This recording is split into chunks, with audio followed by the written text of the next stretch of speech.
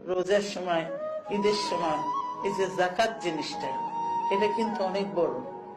কিন্তু আমাদের দেখবেন যে কিছু কিছু লোক আছে, যাকাত মানে হলো যে শুধুমাত্র এই গ্রামে গেলাম, কিছু অনেক কিছু শাড়ি টার আর লুঙ্গি টুঙ্গি এটা সেটা দিলাম আর শেষ হয়ে গেল। মানে কতটুকু তাদের কাছে সম্পদ আছে সেই অনুযায়ী যে দিতে হয়, একটা রেশিও আছে সেই অনুযায়ী দিতে হয়, সেটা তারা করে না।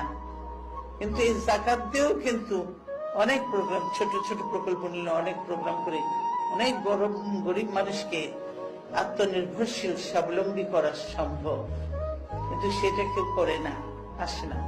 আমাদের আগে আসা উচিত সবাইকে। সেজন্য ইসলামী বিধানে এমনভাবে যাকাত বন্টন উৎসাহিত করে যাতে একজন যাকাত গ্রহীতা প্রথম বছর যাকাত গ্রহণ করার পরের বছর আর যাকাত গ্রহণ করা যেন না লাগে, না প্রয়োজন হয়।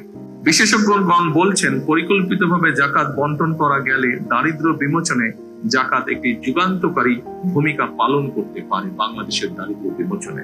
এমন বাস্তবতায় সরকার যাকাত ব্যবস্থাপনাকে আরো কার্যকর এবং লক্ষ্যভিত্তিক করার চিন্তা ভাবনা করছে।